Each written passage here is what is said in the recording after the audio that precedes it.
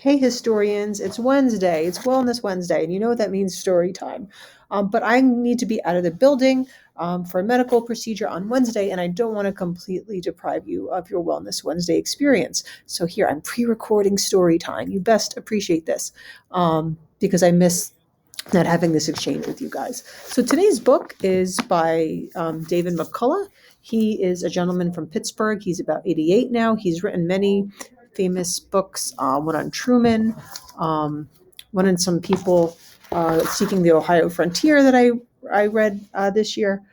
He's won many awards, many literary awards, even the Presidential Medal of Freedom.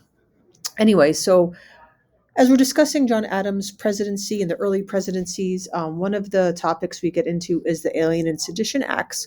So I want to read this part of the book on the Alien and Sedition Acts. If you want to read along with this version, it starts on page 504.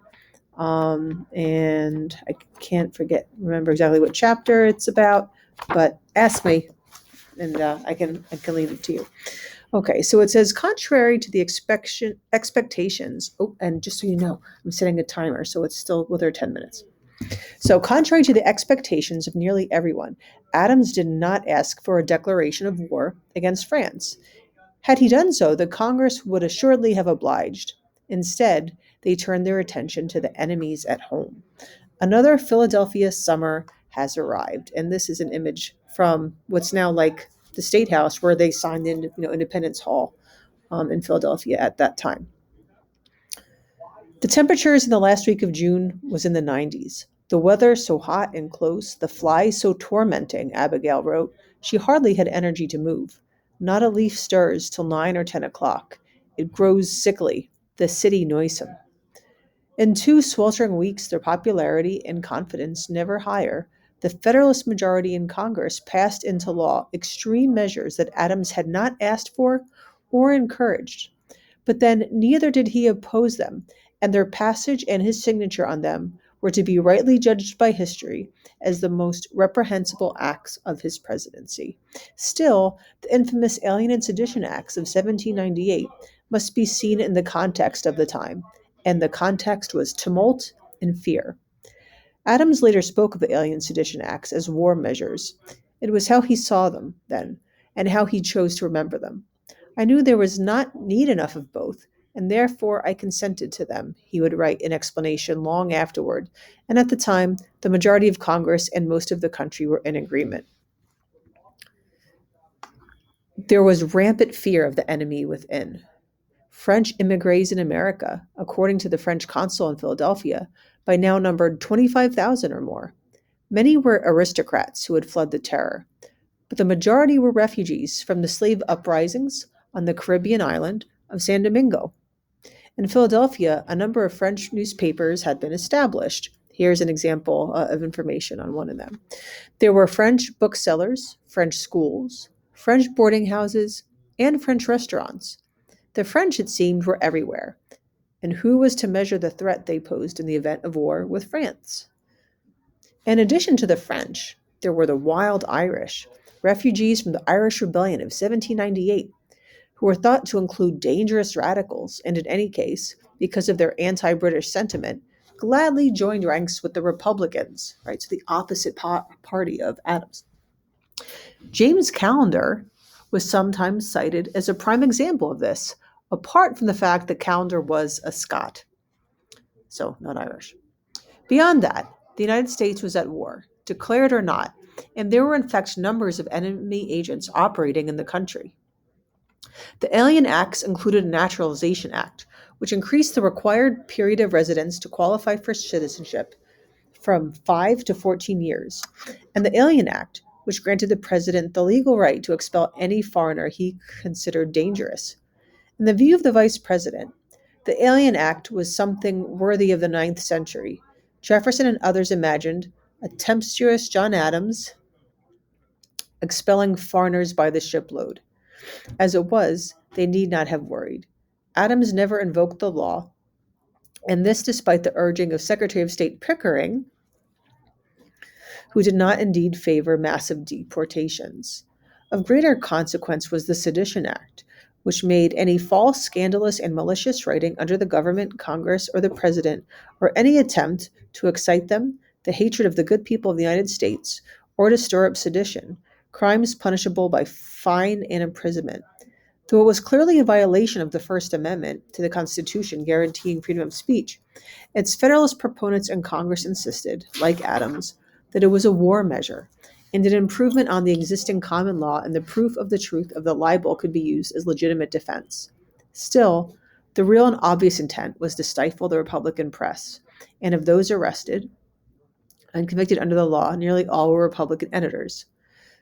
This is Theodore Sedgwick. So such stalwart, respected Federalists as Senators Theodore Sedgwick of Massachusetts and James Lloyd of Maryland were strongly in support of the Sedition Act. Noah Webster, you might remember him from the dictionary, editor, author, lexicographer, and staunch Federalist, declared it time to stop newspaper editors from libeling those with whom they disagreed, and to his friend Timothy Pickering wrote to urge that the new law be strictly enforced. Even George Washington privately expressed the view that some publications were long overdue punishment for their lies and unprovoked attacks on the leaders of the Union. Vice President Jefferson, having no wish to be present for the inevitable passage of the Sedition Act, or anything more that might take place in such an atmosphere, quietly packed and went home to Monticello. There were some Federalists who had mixed feelings about the Sedition Act, and John Marshall was openly opposed. Were he in Congress, Marshall said, he would have voted against it. Though Adams appears to have said nothing on the subject at the time, it is hard to imagine him not taking a measure of satisfaction from the prospect of the tables turned on those who had tormented him for so long. And if Adams was reluctant to express his views, Abigail was not. Bach and his kind would inevitably provoke measures to silence them, and she predicted to Mary Cranch, they were so criminal that they ought to be brought to the court. Yet daringly do the vile incendiaries keep up in Bache's paper the most wicked and base, violent and culminating abuse, she wrote another day, sure that nothing will have an effect until Congress passes a sedition bill. It was not uncommon in Philadelphia or in Massachusetts to hear the talk of unrivaled influence Abigail Adams had on her husband and of her political sense overall. Fisher Ames once observed that she was as complete a politician as any lady in the old French court. That Adams valued and trusted her judgment ahead of that of any of his department heads, there is no question, and she could well have been decisive in persuading Adams to support the Sedition Act. Bearing neither malice nor ill will towards anyone, not even the most deluded, I wish the laws of our country were competent to punish the stirrer up of sedition, the writer and printer of base and unfounded calumny, she wrote, and the key word to her was unfounded. She wanted proven lies to be judged unacceptable. This, she was sure, would contribute as much to the peace and harmony of our country as any measure. And at times like the present, a more careful and attentive watch be kept over foreigners. But it was also possible that Adams needed no persuading, and that in that she wrote to Mary Cranch, Abigail was speaking for both of them. Nor importantly was her influence always decisive, as shown by his choice of Elbridge Gerry as an envoy to France, and most importantly, his continued reluctance to declare war. On July 2nd, to meet the cost of the military buildup, the House voted a first direct tax on the people, a tax on land. Also on July 2nd, to the surprise of many, Adams nominated George Washington as commander-in-chief of the new Provisional Army. It was one of those strokes which the prospect and exigency of the times required, wrote Abigail, and which the president determined upon without consultation. In addition, Adams submitted a list of proposed general officers that included Alexander Hamilton and also several Republicans, most notably Aaron Burr, sir, as well as his own son-in-law, Colonel Smith. It doesn't say sir. Hopefully some of you got that. In a matter of days, Congress abrogated the French-American treaties of 1778, created a permanent Marine Corps, passed the Sedition Act, and approved a nomination of Washington as supreme commander. War fever was at a pitch. Now remember, he was already president, right? On July 9th, Secretary McHenry left for Mount Vernon by the express mail stage carrying Washington's commission and a letter from Adams saying that were it his power to appoint Washington president, he would gladly do so. On July 16th, Congress adjourned and departed the city with the rush. By July 25th, when the Adamses set off, people were already dying in what would become the worst yellow fever epidemics in 1793.